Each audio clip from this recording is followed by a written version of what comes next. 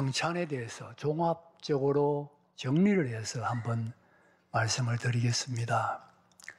우리가 성찬에 참여할 때마다 성찬에 대한 설교를 많이 들었습니다마는 그 대부분의 설교가 성찬의 한 부분적 진리를 말씀한 것이었습니다. 그래서 전체를 잘 모르는 이런 모습이 생겨나게 되었습니다.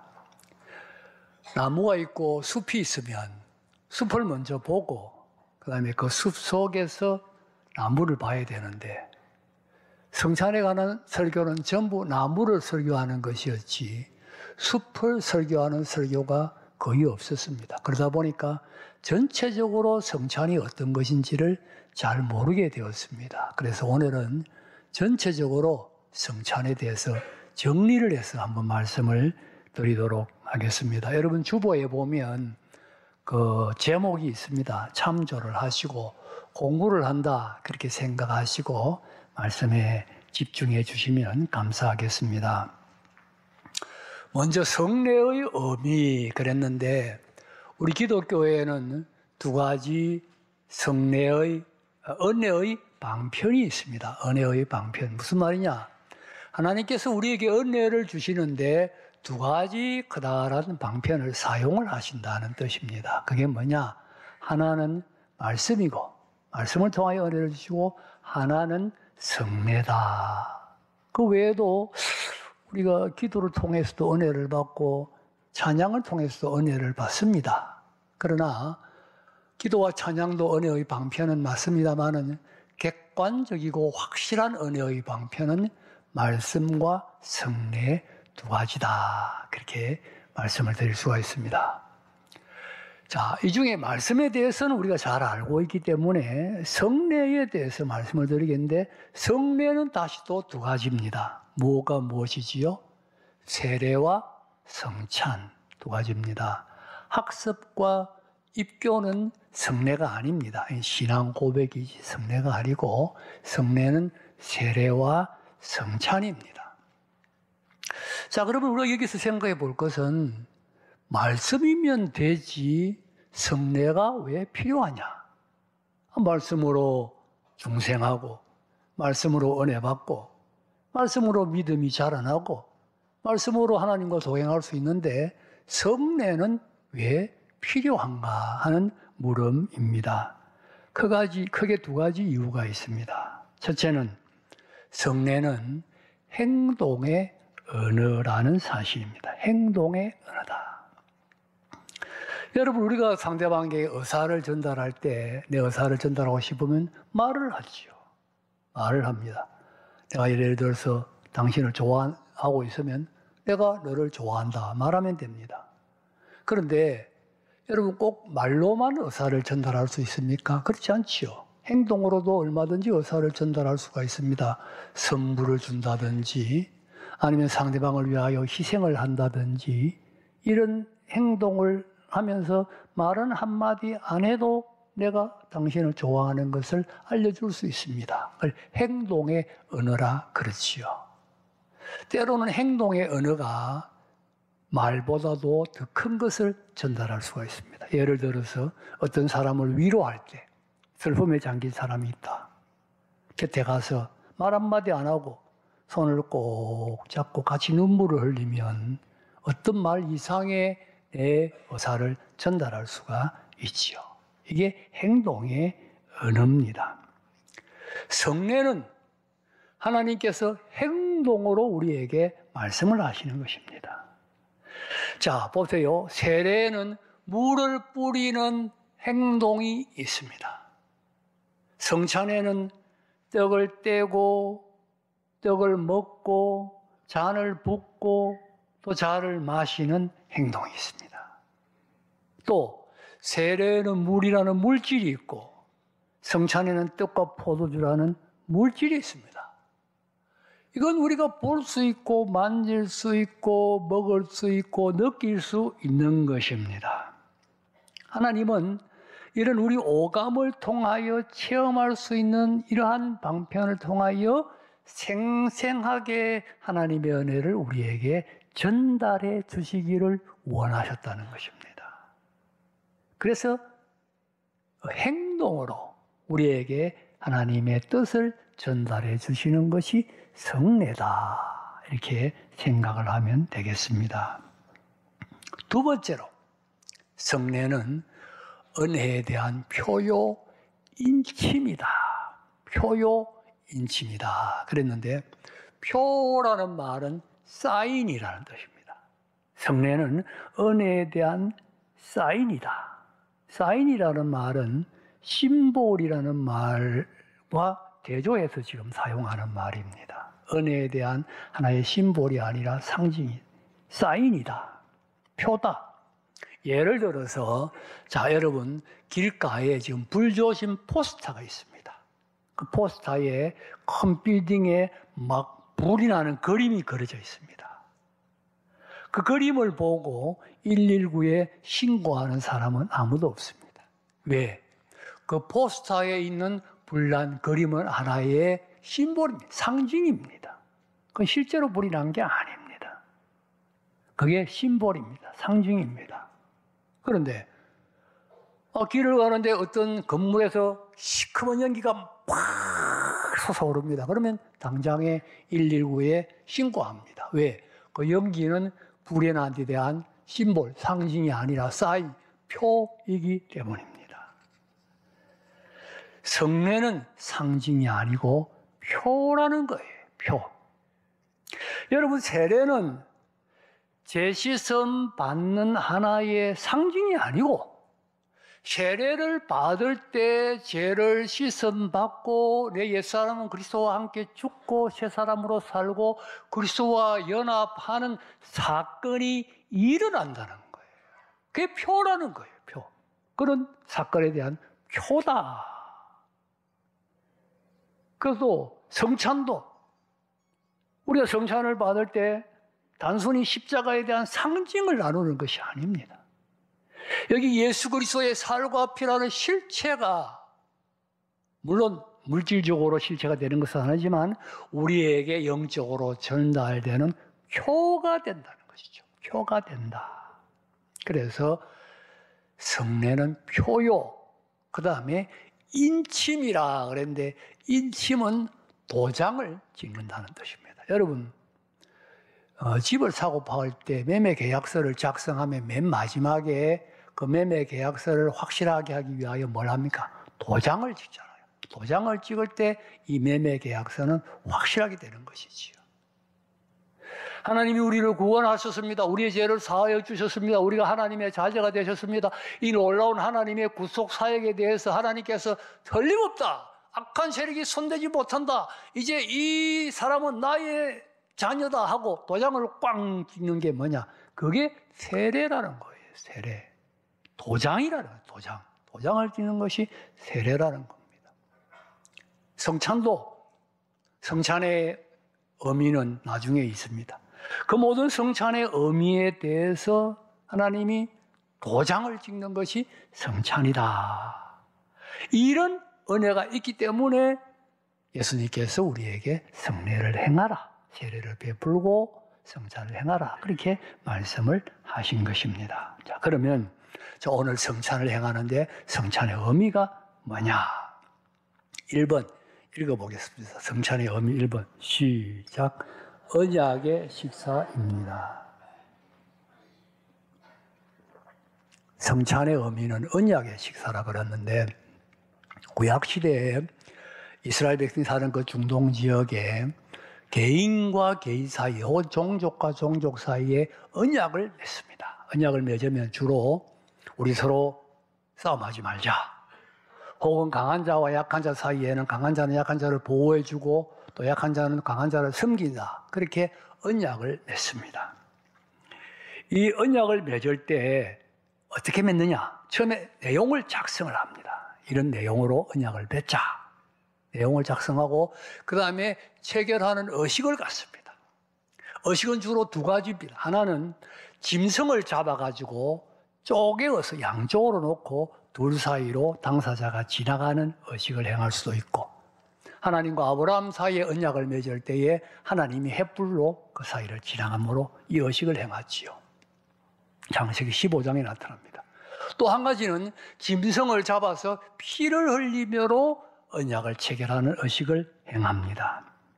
출애굽한 이스라엘 백성들이 시내산에서 언약을 하나님과 맺을 때에 출애굽기 24장 8절에 보면 마지막에 모세가 짐승을 잡아 피를 흘림으로 체결하는 의식을 행했습니다. 의식을 행하고 나면 그 다음에 뭐 하느냐? 언약이 이루어졌기 때문에 당사자가 음식을 잔치를 하는 겁니다. 기뻐서 서로 좋아서 잔치를 하는 겁니다. 이때 뭘 먹느냐? 그 언약식에 사용했던 고기를 먹고 피를 마십니다. 이스라엘 백성들은 피를 먹지 않기 때문에 포도주를 먹습니다. 이스라엘 백성들이 시내산에서 하나님과 언약을 맺었을 때도 마지막에 이스라엘 장로 70명이 시내산에 올라가서 하나님과 더불어 언약의 식사를 했습니다. 출애굽기 24장 11절 읽어봅시다. 시작. 그들은 하나님을 뵙고 먹고 마셨더라. 먹고 마셨더라. 이게 언약의 식사를 했다. 그 뜻입니다. 이 식사를 할 때는 뭘 생각합니까? 언약의 내용을 되새기는 거예요. 자, 이제 우리는 이런 좋은 언약을 맺었으니까 기쁘다. 그래 기쁨으로 식사를 하게 되는 것이죠. 이스라엘 백성들이 시내산에서 언약을 맺었을 때는 야, 이제 우리는 하나님의 백성이 되었다. 얼마나 좋으냐? 하나님의 법을 지키기만 하면 된다. 이런 생각을 하면서 그들이 식사를 했을 것입니다. 자, 이렇게 시내산에서 이스라엘과 하나님이 맺은 언약이 구약입니다. 구약입니다. 하나님은 이스라엘의 하나님이 되고 이스라엘 백성은 하나님을 잘 섬기면 됩니다. 그런데 이스라엘 백성들이 이 구약의 언약을 지키지 않았어요. 하나님 잘 안 섬겼어요. 우상 섬겼어요. 계속 하나님이 촉구하고 책망하고 징계해도 하나님 안 섬겼어요. 하나님 안 되겠다. 새로운 언약을 맺어야 되겠다.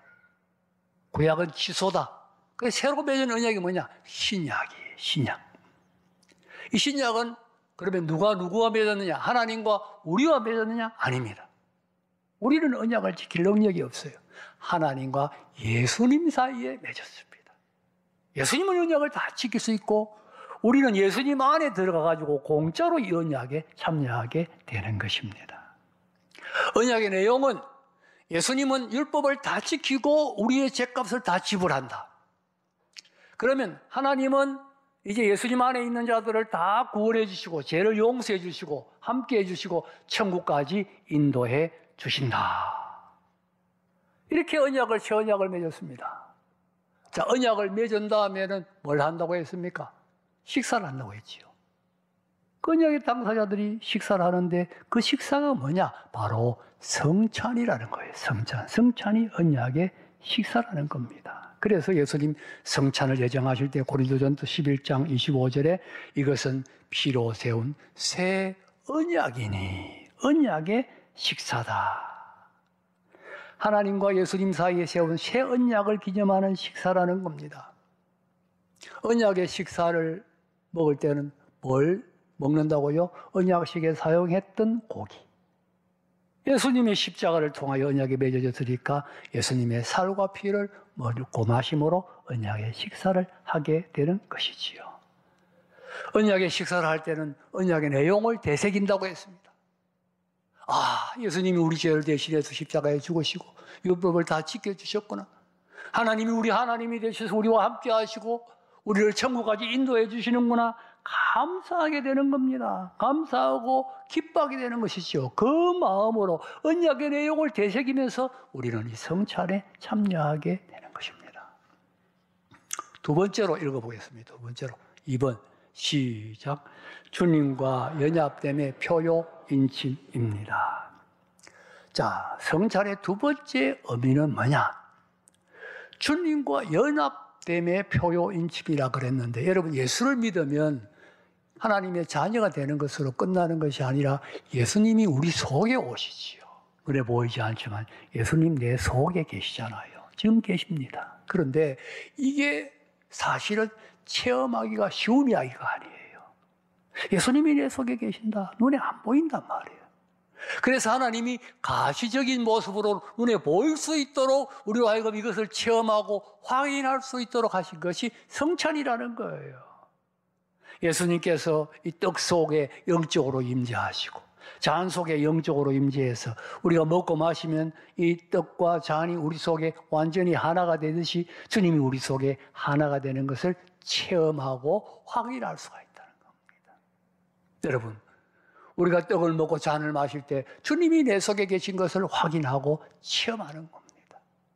그러므로 요한복음 6장 57절에 나를 먹는 그 사람은 나로 말미암아 살리라. 우리 주님을 먹었으니까, 우리 속에 주님이 계심을 확인했으니까 이제 세상 나가서 주님의 능력으로 승리하며 산다는 거예요. 다시 한번 주님이 내 속에 계시는구나 확신하게 되는 것이 성찬이다. 주님과 연합됨의 표요, 인침이 되는 것입니다. 세 번째로 읽어보겠습니다. 시작. 성도의 교제에 대한 표요, 인침.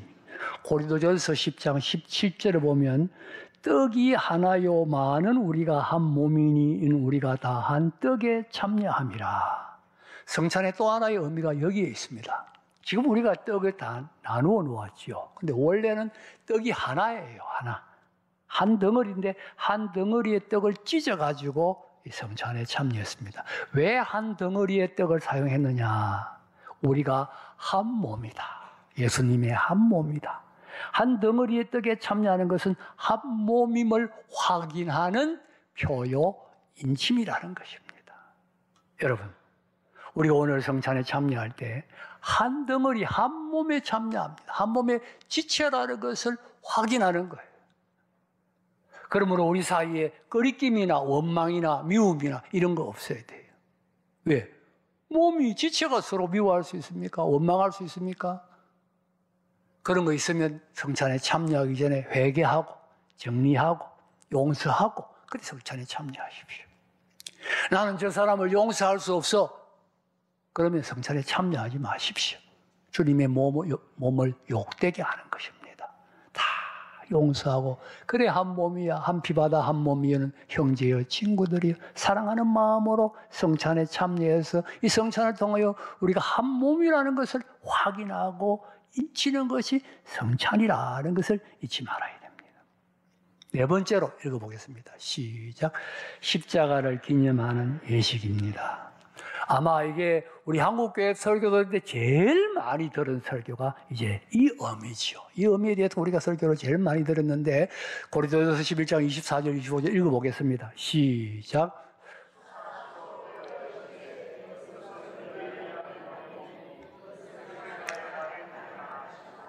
(19회) 또한 그와 같이 잔을 가지시고 이르시되 이 잔은 내 피로 세운 새 언약이니 이것을 행하여 마실 때마다 나를 기념하라 하셨으니 떡을 먹을 때 나를 기념하라.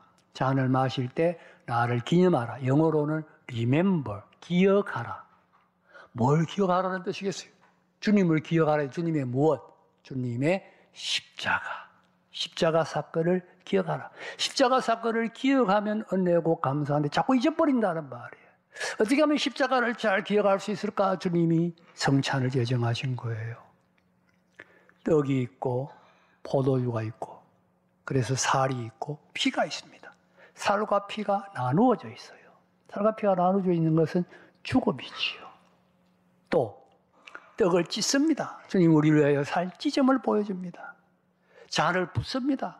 주님이 피를 흘리심을 보여줍니다. 그래서 성찬에 참여하면서 주님이 나를 위하여 십자가에서 살찢고 피 흘려 죽으셔서 나를 구원해 주셨지 그 은혜를 감사하고 감격하는 것이지요. 나를 기념하라. 십자가를 기억하는 것입니다. 그래서 십자가를 기념하는 예식이 성찬이다.